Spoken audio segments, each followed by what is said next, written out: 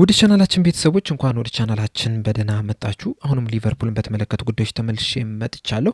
እንደሚታወቀው በዚህ ሲዝን ሊቨርፑል ጥሩ የሚባል እንቅስቃሴን እያደረገ አይደለም የሚገኘው። በተለይ ደግሞ ባለፉት 11 ጨዋታዎች 8ቱን በሽንፈት ነው ማጠናቀቅ የቻለው፣ 3ቱን ብቻ ነው ማሸነፍ የቻለውና በዚህ አቋማቸው ላይ እንግዲህ ሁለት ጥያቄዎች መነሳት ያለባቸው ይመስለኛል። እነዛን ጥያቄዎች እንግዲህ በዛሬው ፕሮግራማችን የምንመለከት ይሆናል።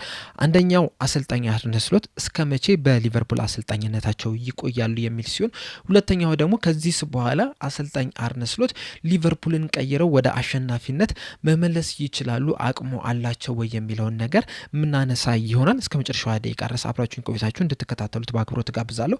በእናንተ ሀሳብስ አሰልጣኝ አርነ ስሎት በዚህ ሲዝን በሊቨርፑል ይቆያል ብላችሁ ታስባላችሁ? የሚሰናበትስ ከሆነ መቼ የሚሰናበት ይመስላችኋል? ሁለተኛ ደግሞ አሰልጣኝ አርነ ስሎትስ ይህንን የውጤት ቀውስ ቀይረው ሊቨርፑልን ወደ አሸናፊነት ይመልሳሉ ወይ የሚለውን ሀሳባችሁ እንዳለ ኮሜንት ሴክሽን ላይ በመጻፍ እንድታሳውቁኝ በአክብሮት ጠይቃለሁ። ሰብስክራይብ ያላደረጋችሁም ሰብስክራይብ እያደረጋችሁ የቻናሉ ቤተሰብ እንድትሆኑ፣ እንደዚሁም ወደ ሁለተኛው ቻናላችንም እየሄዳችሁ ሰብስክራይብ፣ ላይክ፣ ሼር እያደረጋችሁ የቻናሉ ቤተሰብ እንድትሆኑ በአክብሮት እጠይቃለሁ።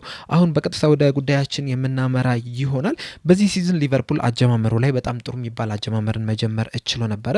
ካደረጋቸው 5 ጨዋታዎች 5ቱንም ማሸነፍም እችሎ ነበረ።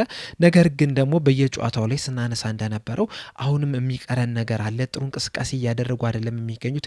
ካለፈው ሲዝን አንጻር ወርደው ነው እየተመለከትናቸው ያለ ነው የሚል ነገሮችን ስናነሳ ነበርና ምናልባትም ከጨዋታ ወደ ጨዋታ ራሳቸውን እያሻሻሉ ምርጡን ሊቨርፑልን ልንመለከት እንችላለን የሚልም ተስፋ ነበረን። በተለይ ደግሞ በክረምቱ የዝውውር መስኮት ሊቨርፑሎች ያወጡትን ወጪ ከተመለከትን በጣም ምርጥ የሚባሉ ተጫዋቾችን ነበረ ወደ ሊቨርፑል ማምጣት የቻሉትና እነዚህ ተጫዋቾችም ከቆዩት ተጫዋቾች ጋር ሲላመዱና ሲዋሃዱ በጣም አስፈሪውን ሊቨርፑል እንመለከታለን የሚል ተስፋ ነበረ። ነገር ግን ደግሞ ከስድስተኛው ጨዋታ ጀምሮ በተከታታይ ሽንፈቶችን እያስተናገድን ነው የምንገኘው። በአጠቃላይ በፕሪሚየር ሊጉ በዚህ ሲዝን ካደረግናቸው 12 ጨዋታዎች 6ቱን መሸነፍ እችለናል። ይህ ብቻ አይደለም፣ በመጀመሪያ በተቆጠሩብን ጨዋታዎች እንዳለ መሸነፍ እችለናል በዚህ ሲዝንና መጥፎ የሚባል እንቅስቃሴን እያደረግን ነው የምንገኘው። እናም ለዚህ መጥፎ እንቅስቃሴያችን ደግሞ በቀዳሚ ደረጃ ተወቃሽ የሚሆነው አሰልጣኝ አርነ ስሎት ናቸው። በዚህ ዙሪያም ራሳቸውም ያመኑትም ነገር አለ። ከኖቲንግሃም ፎረስት ሽንፈት በኋላም ላሸነፍነውም ለተሸነፍነውም ኃላፊነቱን ወስደው እኔ ነኝ የሚልን ነገር ተናግረው ነበርና በመጀመሪያ ደረጃ አሰልጣኝ አርነ ስሎት መጠየቅ አለባቸው። ሁለተኛ ደረጃ ላይ ተጫዋቾቹ ራሱ ጥያቄ ውስጥ መግባት መቻል አለባቸው። ምክንያቱም አንዳንድ ነገሮች አሰልጣኙ ሊቀይሯቸው አይችሉም። ለምሳሌ አሁን በጨዋታ ውስጥ ያሉትን ውሳኔዎች ተጫዋቾች ናቸው ሊወስኑ የሚችሉት። ጥሩ አጋጣሚ ካገኙ ያንን አጋጣሚ መጠቀም የተጫዋቾቹ ፈንታ ነው። እንደዚሁም ደግሞ አጠገባቸው ሌላ የተሻለ ተጫዋችም ካለ ለዛ የማቀበል ግዴታም አለባቸውና ያንን ነገር ካላደረጉ እንደዚሁም ደግሞ ሲያቀብሉም በትክክል ካላቀበሉ የአሰልጣኙ ጥፋት አይደለም የሚሆነው። ነገር ግን በዚህ ሲዝን ሁለቱንም ነገር ነው እየተመለከትን የምንገኘው።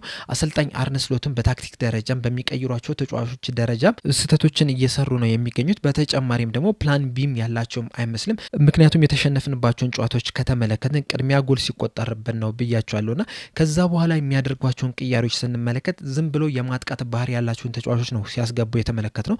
ለዚህም የኖቲንግሃም ፎረስት ጨዋታም ራሱ ትክክለኛ ምሳሌ መሆን ይችላል። ምክንያቱም በጨዋታው ላይ ጨዋታው ሲጀመር 4-3-3 ወይም ደግሞ 4-2-3-1 ፎርሜሽን ነበረ ይዘን የገባ ነው። ነገር ግን ሁለተኛው አጋማሽ ላይ በተለይ ሁለተኛው ጎል ከተቆጠረ በኋላ የሊቨርፑልን አሰላለፍ ስንመለከተው ወደ 3-3-4 ተቀየረ። በስተመጨረሻም የመጨረሻዎቹ ደቂቃ ላይ ደግሞ ወደ 3-2-5 ፎርሜሽን ነበር የተቀየረው። በተለይ የመጨረሻዎቹን 15 ደቂቃዎች ስንመለከት 5 የማጥቃት ባህሪ ያላቸው ተጫዋቾች በሜዳው ላይ መመልከት ችለን ነበረ። ሪዮን ጎማ፣ ፌዴሪኮ ኬዛ፣ ኮዲ ጋክፖ፣ ሂጉ ኤኬቴኬ እንደዚሁም ደግሞ መሐመድ ሳላህ ነበረ ጨዋታውን የጨረሱትና እነዚህ 5 ተጫዋቾች በጨዋታው ላይ መኖራቸው ያን ያህል ጥቅም አልሰጠም። ምክንያቱም ከነዚህ 5 ተጫዋቾች ውስጥ ሁሉንም ብንመለከት ከመሐመድ ሳላህ በስተቀር ከግራ ክንፍ እየተነሱ ሰበር አድርገው መምታትን የሚፈልጉ አይነት ተጫዋቾች ናቸው የነበሩ። እናም እንደዚህ አይነት ተጫዋቾች በቡድን ውስጥ የምታበዛ ከሆነ ለማጥቃት ብለህ ቢያንስ እዛ ቦክስ ውስጥ የሚቀር አንድ ተጫዋች የግድ መኖር መቻል አለበት። ምክንያቱም አጋጣሚዎችን ሊጠቀም የሚችል ይሄ ፎክስ ኢን ዘ ቦክስ የሚባል አይነት ተጫዋች ያስፈልጋል። ልክ የድሮቹ አሁን ለምሳሌ እንደ ቫን ኒስተልሮይ አይነት ተጫዋች ያስፈልጋል ብዬ አስባለሁ። በዚህ ሰዓት ደግሞ በሊቨርፑል ስኳድ ውስጥ በእንደዚህ አይነት ደረጃ የተሻለ ተጫዋች ነው የምንለው አሌክሳንደር ኢሳቅን ነው። ነገር ግን አሌክሳንደር ኢሳቅን በመጀመሪያው አጋማሽ አስገብቶት ሰከንድ ሀፍ ላይ ቀይሮ ማስወጣቱ አይዘነጋምና ምናልባት ሰከንድ ሀፍ ላይ ተቀይሮ ገብቶ ቢሆን ኖሮና በእንደዚህ አይነት ሲቹዌሽን ውስጥ እሱ እዛ ቦክስ ውስጥ እንዳይወጣ ቢደረግ ኖሮ የተሻለ ውሳኔ ይሆን ነበር ብዬ አስባለሁና ይህንን ውሳኔያቸው እንግዲህ አሰልጣኝ አርነ ስሎት ናቸው የተሳሳቱት። ይህ ብቻም ሳይሆን አምስቱም አጥቂዎችም እንግዲህ ምን ማድረግ እንዳለባቸው ራሱ ግራ ሲገባቸው ነው የተመለከትነውና አጥቂ ቀይረ ስታስገባ ወይም ደግሞ ጎል ስትመራ ምን ማድረግ አለብኝ የሚል አዲስ ሲስተም መፍጠር መቻል አለብህ። የተለየ ሲስተም ማምጣት መቻል አለብህ። ዝም ብለህ ተጫዋች ስላስገባ ውጤታማ ትሆናለህ ማለት አይደለም። በእርግጥ ባለፈው ሲዝን የተለያዩ ቅያሬዎችን አድርገው ውጤት ቀይረው ሲወጡ መመልከት ችለን ነበረ። ነገር ግን በዚህ ሲዝን ግን ሲስተም ያለው አይነት አቀያየር አይደለም እየቀየሩ የሚገኙት። የቀየሯቸው ተጫዋቾች እንዳለ ስኬታማ እያደረጓቸው አይደለም የሚገኙት። ያም ደግሞ ወደ ሲስተሙ እንድንሄድ ያደርገናል። ሊቨርፑሎች በዚህ ሰዓት እየተጠቀሙት ያለው ሲስተም ምንድን ነው የሚለው ነገር ማንሳት ያለብን ይመስለኛል። እንደዚሁም ጠዋት በሰራውላችሁ አንድ ፕሮግራም ላይ የቀድሞ የሊቨርፑል ተጫዋች ሆነው ስቲቭ ኒኮልም የሰጠውን አስተያየት ነግሬያችሁ ነበረ። በተለይ በራያን ግራቨንበርክ ዙሪያ ማለት ነው። ራያን ግራቨንበርክ ባለፈው ሲዝን ለተከላካዮቹ ከቨር ሲሰጥ ነበረ። በዚህ ሲዝን ግን ያንን ነገር እየተመለከትን አይደለም የምንገኘውና ሶስቱም የመሀል ሜዳ ተጫዋቾች መከላከል ላይ ጥሩ ሆኖ እየተመለከትናቸው አይደለም። ከኳስ ጋር ምቾት የሚሰማቸው ናቸው በእርግጥ። ነገር ግን ደግሞ ከኳስ ውጪ ምን ማድረግ እንዳለባቸው ያወቁ አይመስለኝም። የኖቲንጋም ፎረስት የመጀመሪያውን ግብ ከተመለከተን ራሱ ራያን ግራቨንበርክና ሳቡዝ ላይ ሲገባበዙ ነው ያቺ ኳስ ያመለጠቻቸው።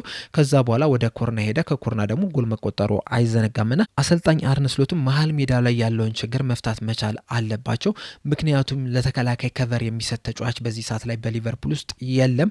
ሁሉም ለማጥቃት ነው እየሄዱ የሚገኙት። ምናልባት የአምናው የፒኤስጂ አጫዋት የአሰልጣኝ አርነ ስሎትን ዘንድሮ ይዞት ሊመጡት ያሰቡትን ታክቲክ ያስቀየራቸውም ይመስለኛል። ምክንያቱም ሁሉ ጊዜም ስለ ፒኤስጂ ነው ሲያወሩ የምንሰማቸው። እንደውም በዚህ ዙሪያ ጂሚ ካራጋር የሰጠው አስተያየት ነበርና በእረፍት ወቅት ላይ ከአሰልጣኝ አርነ ስሎት ጋር አውርቼ ነበርና በዛ ወሬያችን የተረዳሁት ነገር ቢኖር ምንድን ነው ሻምፒዮንስ ሊግን ማንሳት ይፈልጋሉና ቀዳሚ ቦታ የሚሰጡት ሻምፒዮንስ ሊግን መብላት ነው የሚል ሀሳብን ሰንዝሮ ነበርና ፒኤስጂ አሰልጣኝ አርነ ስሎት በጣም ከፍተኛ ተጽዕኖ የፈጠረ ይመስለኛል።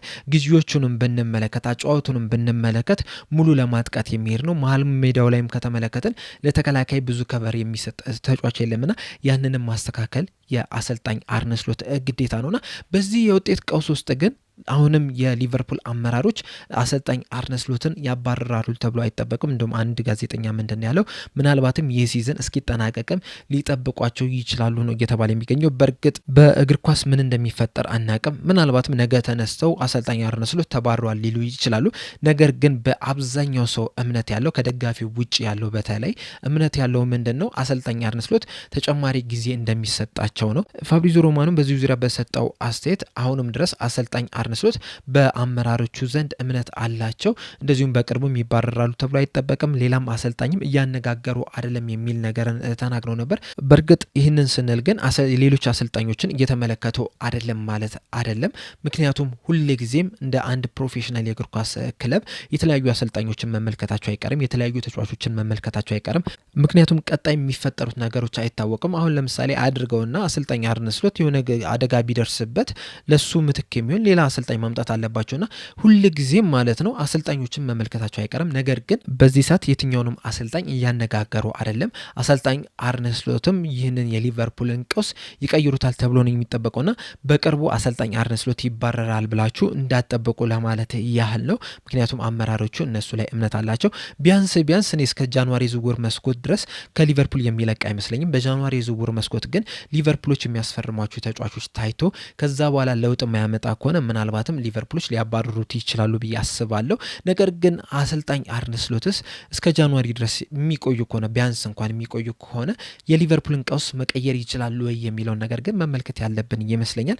እንደኔ ሀሳብ አሁንም ሊቨርፑሎች እድል አላቸው ነገሮችን ለመቀየር።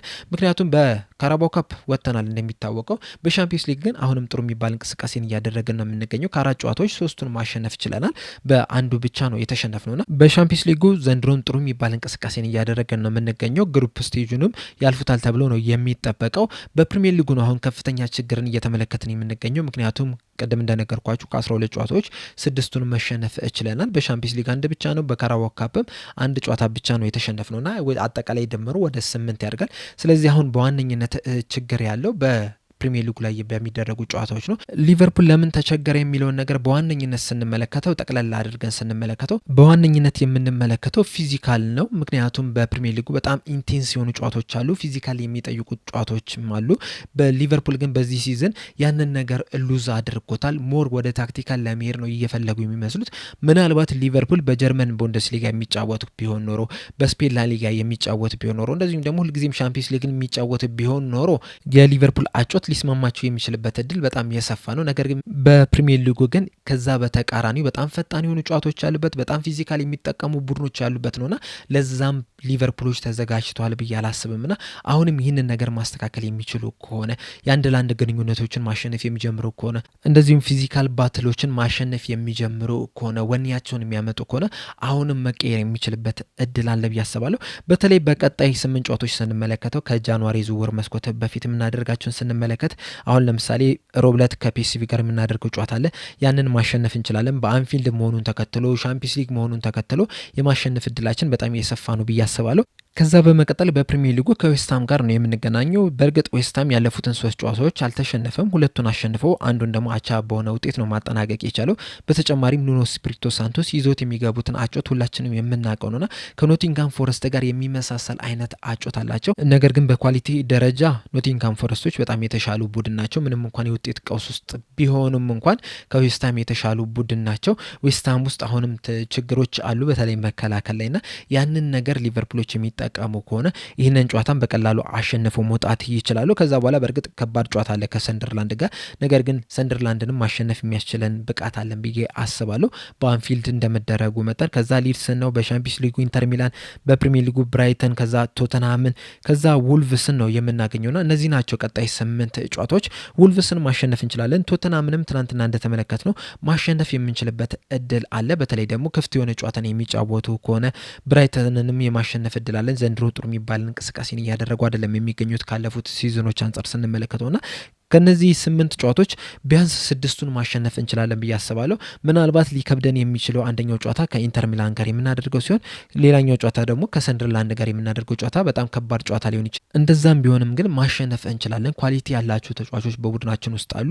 ተከታታይ ጨዋታዎችን ማሸነፍ የሚጀምሩ ከሆነ ምናልባትም ያሞራል ሆናቸው ከዛ በኋላ የሚመጡትን ጨዋታዎችን ማሸነፍ ይችላሉ ብዬ አስባለሁና በቀጣይ የምናደርጋቸው 3 ጨዋታዎች የሊቨርፑልን ሲዝን ዲፋይን ሊያደርጉ ይችላሉ ብዬ አስባለሁ። እነዚህን 3 ጨዋታዎች በተከታታይ የምናሸንፍ ከሆነ ተጫዋቾቹ ላይ ኮንፊደንሳቸውም የሚጨምር ይሆናል፣ ሞራልም ይሆናቸዋል። በፕሪሚየር ሊጉም ቦታቸውን ማሻሻል ይችላሉና በጣም ወሳኝ ጨዋታዎች ከፊታችን አሉ ብዬ አስባለሁና እነዚህን ጨዋታዎችን ማሸነፍ የሚችል አቅም ስላለን አሁንም ድረስ አሰልጣኝ አርነ ስሎት የሊቨርፑልን ሲዝን መቀየር ይችላሉ ብዬ አስባለሁ። በእርግጥ አሁንም ጥርጣሬ አለ፣ ነገር ግን ደግሞ መቀየር የማይችል ነገር የለም። ተጫዋቾቹም አሁንም ራሳቸውን ማነሳሳት የሚችሉ ከሆነ ከዚህ የተሻለ ነገር ማድረግን ይችላሉ፣ ጨዋታዎችን ማሸነፍ ይችላሉ።